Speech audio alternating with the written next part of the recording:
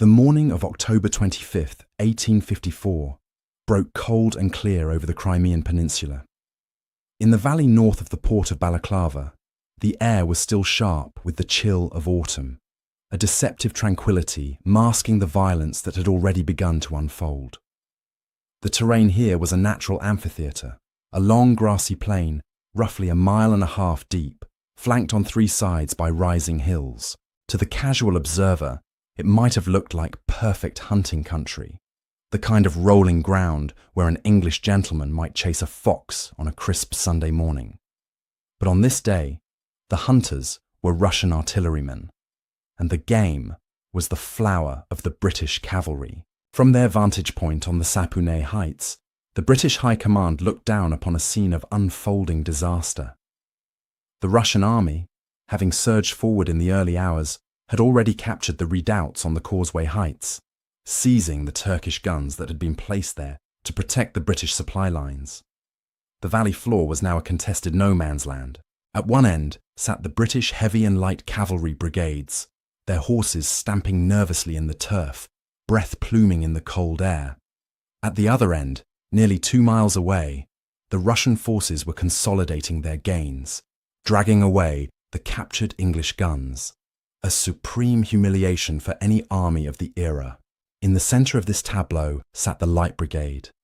They were a magnificent sight, a splash of imperial grandeur against the drab browns and greens of the Crimean landscape. There were 5 regiments in all, the absolute elite of the British Light Cavalry. The 13th Light Dragoons and the 17th Lancers formed the first line, their uniforms pristine despite the rigours of the campaign. Behind them sat the 11th Hussars, Prince Albert's own, men whose crimson trousers had earned them the nickname the Cherry Bums, alongside the 4th Light Dragoons and the 8th Hussars. They were the peacocks of the army, led by officers who had paid thousands of pounds for their commissions and who treated war as an extension of the social season. But beneath the gold braid and the fur-trimmed pelisses, there was a simmering frustration. These men were trained for speed, for the chase, for the glorious pursuit of a broken enemy. Yet, for weeks, they had been held back. They had watched from the sidelines at the Battle of the Alma, derisively labelled the Look-On Brigade by the infantry who had done the dying while the cavalry sat idle. The shame of inaction burned hotter than the Russian fire. They were desperate to prove that their expensive uniforms and aristocratic swagger were more than just theatre. They were waiting for a command, any command, that would unleash them upon the enemy. The man responsible for unleashing them was Lord Raglan, the British Commander-in-Chief, a veteran of Waterloo who had lost an arm fighting Napoleon. From his high perch, Raglan could see the Russians preparing to tow away the captured Turkish guns. In the military logic of the 19th century, losing guns was a stain on a commander's honour. Raglan dictated a hasty order to his Quartermaster General, Richard Airey. The order was scribbled in pencil on a flimsy scrap of paper, resting on a sabre tache. It read, "Lord Raglan wishes the cavalry to advance rapidly to the front, follow the enemy, and try to prevent the enemy carrying away the guns." It was a standard order, sensible and clear to anyone standing on the heights with a panoramic view of the battlefield. But down in the valley, the perspective was fatally different. The man chosen to deliver this order was Captain Louis Nolan of the 15th Hussars. Nolan was a brilliant horseman, a tactical theorist, and a man who utterly despised the cautious leadership of the cavalry commanders.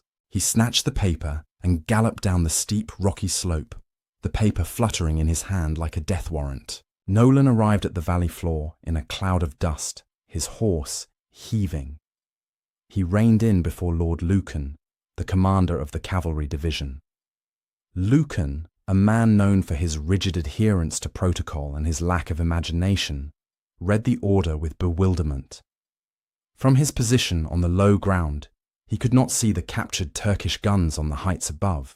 He could only see one set of guns. The main Russian artillery battery at the far end of the valley, 1.5 miles away, dug in and supported by thousands of Russian cavalry and infantry. When Lucan asked, with understandable hesitation, "Attack, sir!" "Attack what? What guns, sir?" The hot-headed Nolan lost his temper. According to witnesses, he threw his arm out in a wide, sweeping gesture, not toward the Turkish redoubts on the hills, but vaguely down the center of the valley, shouting, "There is your enemy! There are your guns!" It was a gesture of insolence, born of professional arrogance, but in the heat of the moment, it sealed the fate of 600 men. Lucan, stung by the insinuation of cowardice, stiffened. He did not question the order again. He turned to the commander of the Light Brigade, the Earl of Cardigan, and passed the command down the line. Cardigan, a man who hated Lucan with a passion rivaling his hatred for the enemy, saw the madness of it immediately. He pointed out that the valley was a trap, flanked by batteries on both sides and blocked by a massive force in front. But the order was written, and the order was delivered. In the rigid hierarchy of the Victorian army, there was no room for debate. Cardigan saluted with his sword, a gesture of icy resignation, and turned his horse, Ronald, to face the valley. He muttered, half to himself and half to the wind, "Here goes the last of the Brudenells." Lord Cardigan rode out alone, placing himself 5 lengths ahead of his brigade. He sat stiff-backed in the saddle, wearing the splendid cherry-coloured trousers and blue jacket of the 11th Hussars, his fur-trimmed pelisse slung casually over his shoulder. He did not look back at his men. To look back would betray anxiety, and Cardigan, for all his faults, was a man of iron nerve. He signalled the advance. The trumpet sounded the walk, followed almost immediately by the trot. Behind him, the machinery of the Light Brigade began to move. It was a spectacle of tragic beauty. The first line consisted of the 13th Light Dragoons and the 17th Lancers. The 17th were particularly striking, riding their white and grey horses, the pennants on their lances fluttering red and white in the breeze. Their motto, emblazoned on their caps, was a skull and crossbones with the words, "All Glory," a macabre promise that was about to be fulfilled. Behind them came the 11th Hussars, and in the third line, the 4th Light Dragoons and the 8th Hussars. In total, 673 men and horses began to move down the valley floor. At first, the silence was absolute, save for the rhythmic thudding of nearly 3,000 hooves on the dry turf and the jingle of bit and bridle. They moved with the precision of a parade ground review in Hyde Park. The alignment was perfect. Dressing by the centre, boot to boot, knee to knee. But as they cleared the British lines and entered the open valley, the trap began to spring. The Russians, positioned on the Fedyukin Heights to the left and the Causeway Heights to the right, could scarcely believe what they were seeing. A lone brigade of cavalry was advancing, unsupported, into a 3-sided box of fire. The Russian gunners adjusted their elevation. The first shots were ranging shots, round cannonballs that skipped along the ground like stones on a pond. One of these initial shots tore through the ranks, taking off a trooper's leg, but the line did not waver. The gaps were instantly filled as the men guided their horses inward, maintaining the unbroken wall of cavalry. Suddenly, a figure broke from the formation. It was Captain Nolan, the man who had brought the fatal order. He spurred his horse across the front of the brigade, waving his sword frantically and shouting something lost to the rising din. Historians would later debate his intent. Was he trying to lead the charge? Or had he realized the terrible mistake and was attempting to redirect the brigade toward the correct objective on the right? The answer died with him. A Russian shell exploded directly in his path. A splinter tore into his chest, exposing his heart. His horse, terrified, wheeled back toward the brigade, carrying the dead captain upright in the saddle, a ghastly, unearthly scream escaping his lifeless lungs as the rigour of death contracted his muscles. The troopers of the 13th Light Dragoons opened their ranks to let the corpse pass through, a horrifying omen for the miles ahead. Cardigan, oblivious to Nolan's attempt to save them, or perhaps interpreting it as a breach of discipline, did not turn his head. He kept his eyes fixed on the Russian battery at the far end of the valley. The pace increased. The trot became a canter. The Russian artillery, now finding their range, opened up in earnest. It was no longer just round shot. It was shell and canister, the air filled with the distinctive whirring sound of iron passing through space, a noise the soldiers likened to the flight of angry partridges. From the flanks, the fire was devastating. Musket balls from Russian infantry stationed on the slopes began to hiss through the air, joined by the heavier boom of the flank artillery. Men and horses began to fall in clusters. A trooper would suddenly vanish from the saddle, or a horse would pitch forward, sending its rider tumbling into the path of the following lines. Yet the discipline held. There was no scattering, no panic. The officers, riding in front of their men, barked short, sharp commands. Close into the centre. They were riding into a crossfire that no cavalry unit was designed to withstand, yet they maintained their formation as if they were manoeuvring for the Queen's birthday.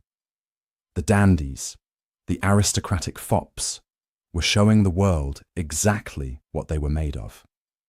They were being dismantled piece by piece, yet they refused to break their stride. The valley floor, once green, was beginning to streak with red, and the grey horses of the 17th Lancers became gruesome beacons, their white coats stained with the blood of their riders. The walk was over. The trot was done. The gallop was about to begin. As the brigade surged past the halfway mark of the valley, the canter broke into a full gallop. It was not a command from the officers that spurred the increase in speed, but a primal instinct shared by man and beast alike. The desperate need to close the distance, to escape the flail of iron raining down from the hillsides. The discipline of the parade ground began to fray at the edges, not from cowardice, but from the sheer physics of survival. The horses, sensing the terror of their riders and the chaos around them, fought against the bit, lengthening their strides, eager to outrun the invisible death that swarmed the air. The valley had transformed into an industrial furnace. The smoke from the hundreds of Russian cannon and thousands of muskets had drifted down from the heights, settling into the basin like a heavy, sulphurous fog. Visibility dropped to mere yards. Troopers could no longer see the objective, only the flashing hooves of the horses beside them and the occasional burst of flame through the gloom. The perfect line was gone, replaced by a thundering wedge of horseflesh and steel, driving blindly into the grey unknown. The sound was apocalyptic, a continuous rolling thunder of explosions that vibrated in the chest, punctuated by the high-pitched screams of wounded horses. A sound that veterans famously described as more harrowing than the cries of dying men. Lord Cardigan, still miraculously untouched at the apex of the formation, rode with a terrifying calm. He actually lowered his sword to check the speed of one of his officers, who was riding too far ahead, growling a reprimand over the din of battle. To Cardigan, breaking formation was a greater sin than death, but behind him, the carnage was absolute. The 17th Lancers were being dismantled. Riderless horses, crazed with pain and fear, galloped alongside the charging troopers, pressing in on the ranks, disrupting the knee-to-knee solidity that was a cavalryman's only security. Men looked to their left and right to find their comrades gone, obliterated by round shot that punched through files of men like a bowling ball through pins. Then came the final horror. As the brigade closed to within 80 yards of the great Russian battery at the end of the valley, the enemy gunners switched their ammunition. They loaded canister, tins packed with hundreds of musket balls that turned the cannons into giant shotguns. When the battery fired, it was as if a scythe had been swung across the front of the brigade. The lead wave of the 13th Light Dragoons and the 17th Lancers practically evaporated. The air was thick with flying dirt, splinters, and blood. The white horses of the Lancers tumbled in heaps, creating mounds of flesh that the following lines had to leap over or trample. Yet incredibly, they did not stop. The survivors of that murderous volley emerged from the smoke, not as a brigade, but as a collection of isolated, desperate individuals. They were no longer soldiers following orders. They were survivors fueled by adrenaline and rage. With a final, guttural roar that was less a battle cry than a release of pent-up terror, they crashed into the Russian guns. The impact was visceral. The Light Brigade did not just reach the objective, they rode through it. Troopers launched their horses over the cannon barrels, landing amongst the terrified Russian artillerymen. The elegant lances of the 17th, intended for open field maneuvering, were used as spears to skewer gunners where they stood. The sabres of the hussars rose and fell in a blur of hacking steel. For a few brief, surreal moments, the British light cavalry, outnumbered, outflanked, and half destroyed, held absolute dominion over the Russian battery. They had done the impossible. They had ridden into the mouth of hell and come out the other side, silencing the guns that had tormented them for the last mile. But as the smoke swirled around the captured cannon, the troopers looked up to see a terrifying reality. They were alone, deep in enemy territory, and the Russian cavalry was massing behind them to seal the trap. The scene behind the Russian guns was one of utter delirium. The rigid discipline that had carried the Light Brigade down the valley had finally dissolved into a chaotic, swirling melee. Having pierced the battery, the survivors found themselves in a strange, smoky twilight zone, cut off from the rest of the world. Here, the battle devolved into a series of desperate individual duels. A trooper from the 13th Light Dragoons, his horse blown out from under him, fought on foot, slashing at the gun limbers. An officer of the 17th Lancers, his uniform torn and bloodied, rallied a handful of men to chase a retreating knot of Russian hussars. It was in this confusion that the second wave arrived. The 11th Hussars, led by Colonel Douglas, and the 4th Light Dragoons, under Lord George Paget, surged out of the smoke. They did not stop at the silenced cannon. Driven by the momentum of their charge and the singular focus of their training, they plunged deeper into the enemy position, riding straight at the massed ranks of Russian cavalry that stood waiting behind the artillery.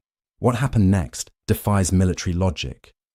The Russian cavalry, the Don Cossacks and the Hussars, numbered in the thousands. They were fresh, organised, and on their own ground. Facing them were perhaps 50 to 60 exhausted British troopers on blown horses. By all rights, the British should have been swallowed whole.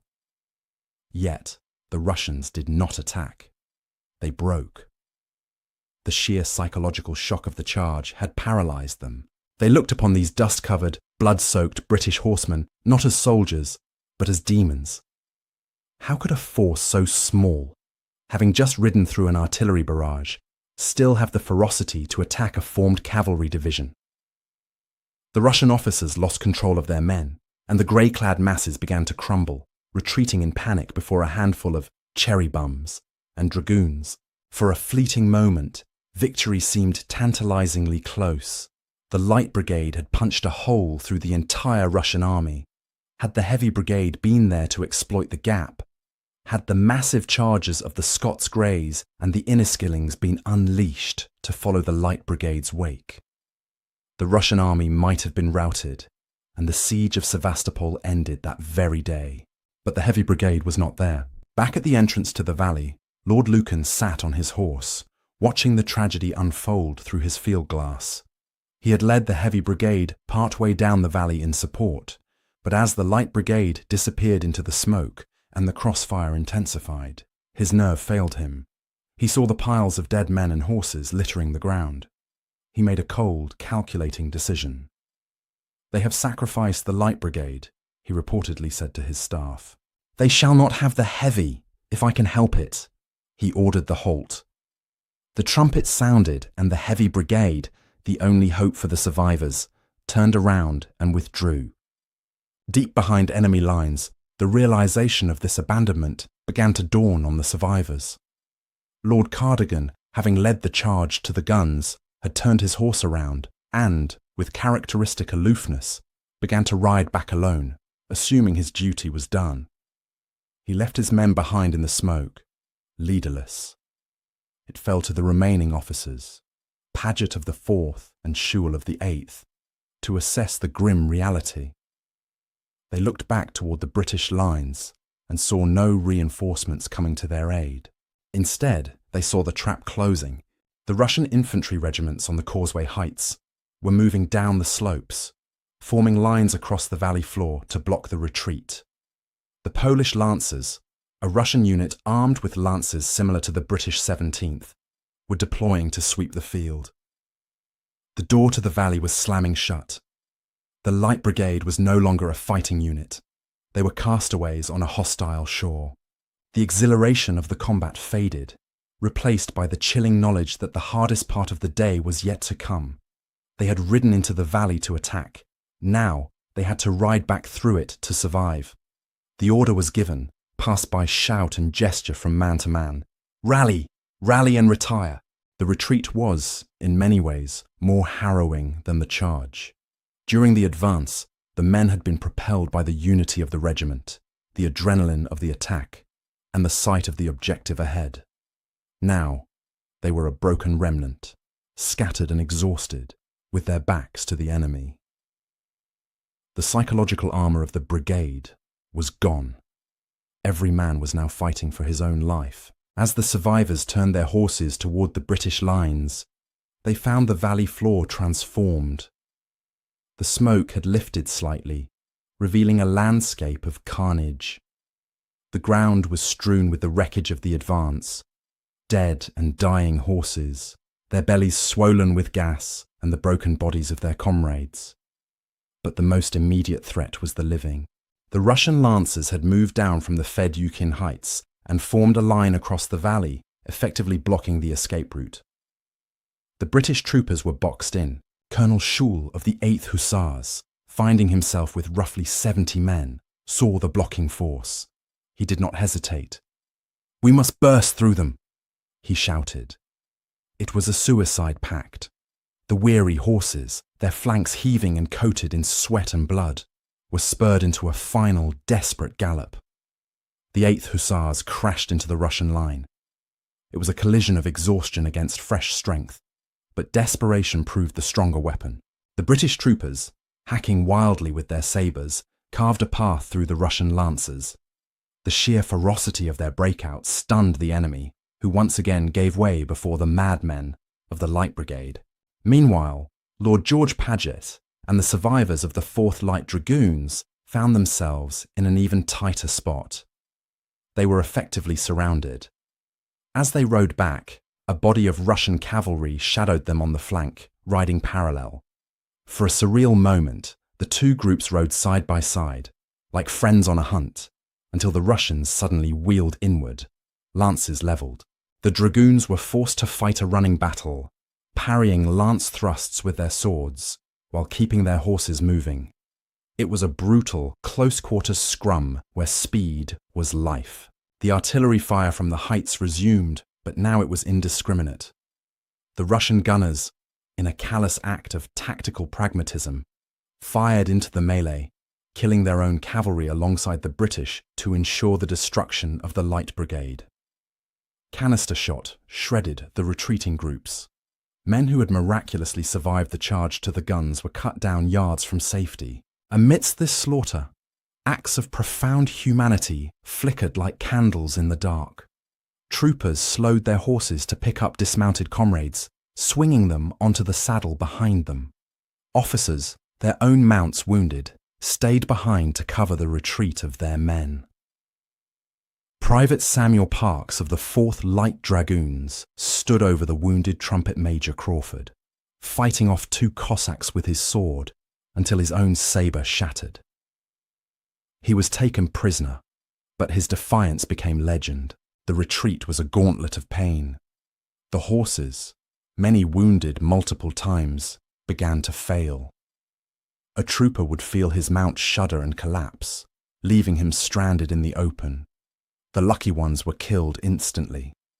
The unlucky ones were ridden down by the pursuing Cossacks, who speared the wounded without mercy. The Valley of Death was living up to its name, consuming the brigade man by man, horse by horse. Finally, the stragglers began to stagger back into the British lines. They did not return as a formation. They came in twos and threes, or alone, bloodied, blackened with powder, their uniforms shredded. Some walked, leading horses that could no longer carry them. Others slumped over the necks of their mounts, held in the saddle only by habit. The watchers on the Sapune heights, who had cheered the magnificent advance only 20 minutes earlier, now stood in stunned silence. The colourful, orderly geometric shapes that had marched out were gone. In their place was a steady trickle of broken humanity, returning from a place beyond the understanding of the generals who had sent them there. As the dust settled on the plain of Balaclava, a profound and terrible silence descended. It was not the peaceful silence of the morning, but the heavy, suffocating stillness that follows great violence. The survivors gathered at the foot of the Sapune heights, a pitiful assembly that bore little resemblance to the glittering brigade that had trotted out less than 30 minutes before. The perfect lines were gone forever. In their place stood a huddle of exhausted men and trembling beasts. The vivid colours of their uniforms, now uniformly stained with the dark mahogany of dried blood and the grey grit of the valley floor. Lord Cardigan, having returned first, rode up to the remnants of his command. He was remarkably composed, his uniform largely untouched, a jarring contrast to the troopers who sat slumped in their saddles before him. In a voice that betrayed frustration rather than grief, he addressed the survivors, famously remarking that the charge was a mad brain trick, but quickly adding that it was no fault of mine. It was a statement of aristocratic deflection, characteristic of the man, yet the response from the ranks was equally telling of the era. A voice from the ragged line called out, "Never mind, my lord. We are ready to go again." It was a moment of supreme stoicism, the stiff upper lip manifested in flesh and blood. These men, half dead and traumatized, still clung to their identity as soldiers of the Queen. They had been led into a massacre, but their pride remained intact. Then began the ritual that brings the cost of war into sharp, agonizing focus, the roll call. Sergeants, many of them wounded themselves, took out their books and began to read the lists of names. In the 17th Lancers, the Death or Glory boys, name after name was called out into the cold air, answered only by silence. Private Smith? Silence. Private Jones? Silence. Of the 145 men of the 17th who had charged, only 38 answered the roll. The regiment had effectively ceased to exist. The 13th Light Dragoons fared no better. Their officers looked around to find that only 2 of their number remained mounted. The 11th Hussars and the 4th Light Dragoons were decimated. The statistics were a grim accounting of the disaster.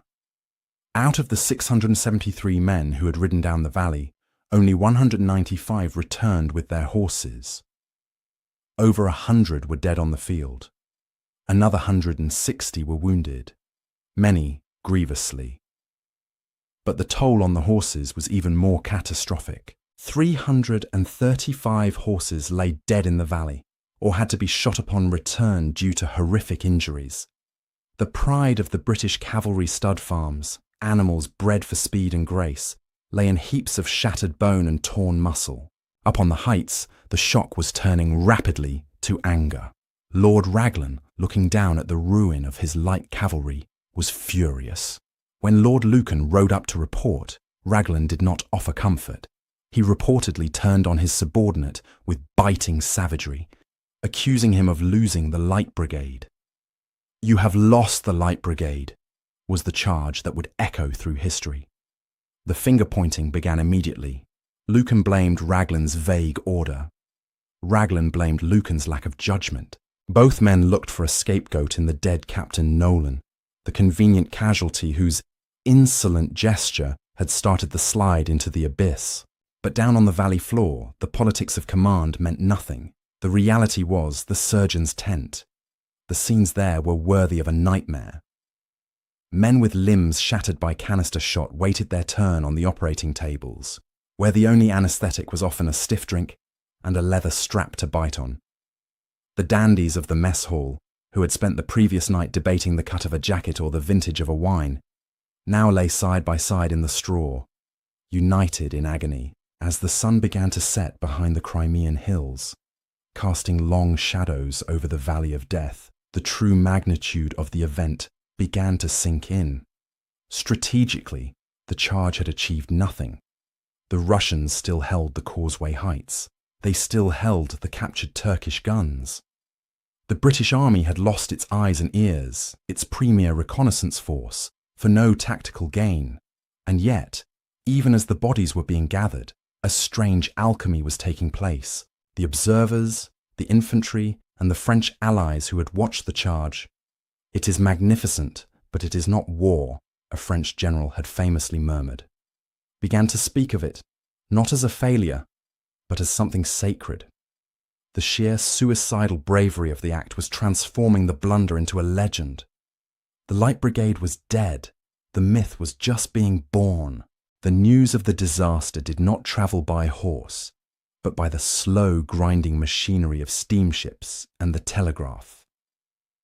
It took 3 weeks for the full account of Balaclava to reach London, but when it arrived, it struck the British public with the force of a physical blow.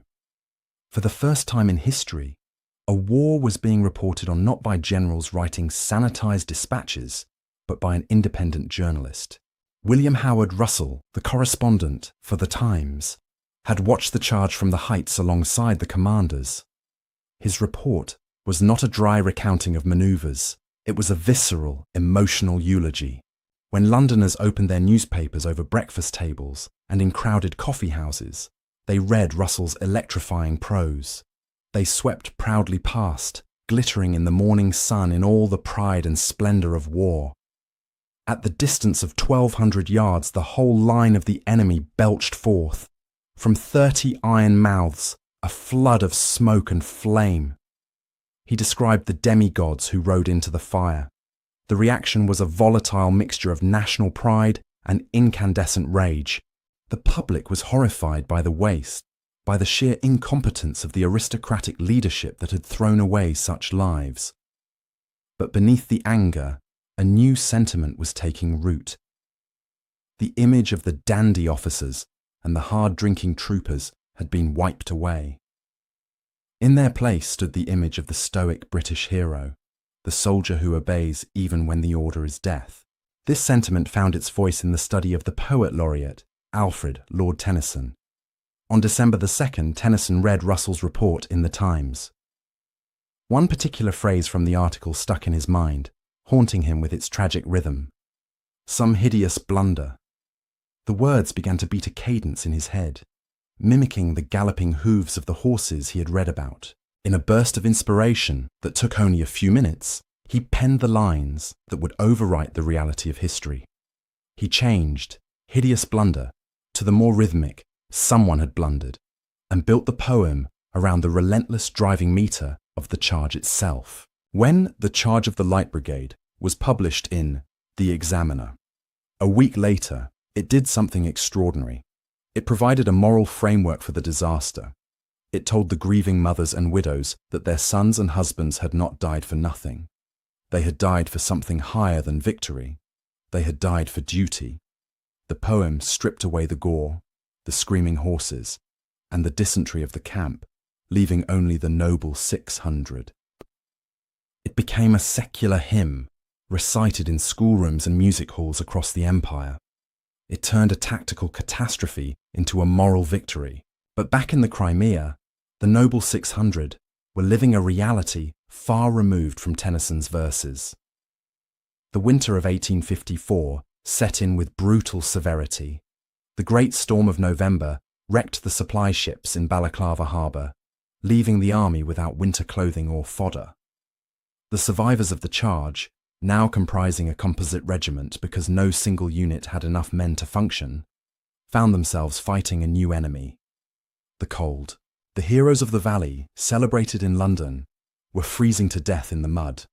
They wrapped their legs in hay ropes because their boots had rotted away. Their horses, the few that survived the charge, were starved, gnawing on wagon wheels and each other's tails in their hunger. The contrast was stark and bitter. In England, the Light Brigade was being immortalized in marble and ink.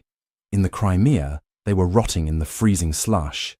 Yet, even in this misery, the brand of the unit had been irrevocably altered. They were no longer the cherry bums or the death or glory boys in name only. They carried a terrifying aura. Russian prisoners captured later in the war would ask to see the madmen who had charged the guns, staring at the haggard British troopers with a mixture of fear and reverence. The charge had terrified the enemy more than any sensible victory could have. It established a reputation for the British soldier that would last for decades, that he was dangerous not because of his generals, but in spite of them, that he would stop at nothing. As the war dragged on to its eventual messy conclusion, the legend began to eclipse the truth. The controversy over the order, the arguments between Raglan, Lucan and Cardigan continued to rage in Parliament and the press.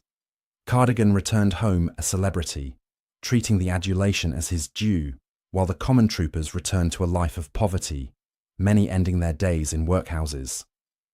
But the narrative had been set. The specific tactical failure had been washed away by the blood of the charge, leaving behind a crystalline symbol of courage that would define the British military identity for the next century. Years turned into decades, and the sharp agony of the Crimean War faded into the sepia tones of history. The noble 600 grew old. The young troopers who had spurred their horses into the Russian cannons became stooped veterans with white moustaches, pinning their medals to threadbare coats once a year for the anniversary dinner. These gatherings, known as the Balaclava dinners, became a haunting fixture of Victorian London. In the smoky light of the banquet halls, the survivors would raise their glasses to the empty chairs, to the memory of Cardigan, to Nolan, and to the horses that had carried them into immortality. They would recount the thunder of the valley, their voices growing raspier with time, until the last survivor passed away, taking the living memory of the charge with him into the grave. But while the men died, the charge itself refused to fade. It had transcended the reality of 1854 to become something far more potent, a defining myth of the British Empire. It became the ultimate rebuttal to the cynic, the proof that there were things more important than self-preservation. It taught a brutal but seductive lesson to generations of future officers, that a blunder could be redeemed by bravery, and that a glorious defeat was often more celebrated than a calculated victory. This was a dangerous lesson, one that would have consequences 60 years later on the fields of the Somme, where the spirit of the Light Brigade would meet the industrial slaughter of the machine gun. The tactical reality of the charge was, of course, that it marked the end of an era. The charge of the Light Brigade was the last great hurrah of the chivalric cavalry tradition. It proved that in the face of modern rifled muskets and entrenched artillery, the horseman was obsolete. The gallant dash, the flashing sabre, the colourful uniform, all these were rendered meaningless by the cold mathematics of ballistics. The Light Brigade had ridden out of the Middle Ages and into the modern world, and they had been shattered by the impact. They were the ghosts of a dying style of warfare, vanishing into the smoke of the industrial age. Yet visiting the site of the battle today, the Valley of Death is deceptively peaceful. The causeway heights are low, rolling hills. The plain where the Russian guns stood is now covered in vineyards and farmland. The roar of the cannon is replaced by the rustle of the wind in the grass. Nature has reclaimed the ground, burying the bones of the English horses and the Russian gunners beneath deep, rich soil. There is little physical evidence left to show that this was the stage for one of the most intense dramas in military history, but stand there in the silence, and the history feels heavy in the air. The story of the Light Brigade is not really about the failure of Lord Raglan or the arrogance of Lord Cardigan. It is about the 600 nameless men who sat on their horses, looked down that mile-long tunnel of fire and tightened their grip on their reins. It is about the trust between a soldier and his regiment, a bond so strong that it can override the strongest instinct of all, the will to live. The Light Brigade failed in their objective. They did not save the Turkish guns. They did not win the battle. In the cold light of military analysis, it was a disaster, but in the human heart, it remains a triumph. They lost the guns, but they won immortality. As long as history is written, as long as stories of courage are told, the world will remember the thunder of hooves, the flash of sabres, and the raw, unadulterated courage of the men who rode into the valley of death. Thank you for listening to our story. If you found this history as fascinating as we did, please like this video and subscribe to British War History for more. We read all of your comments, so be sure to leave your thoughts below. We'll see you in the next video.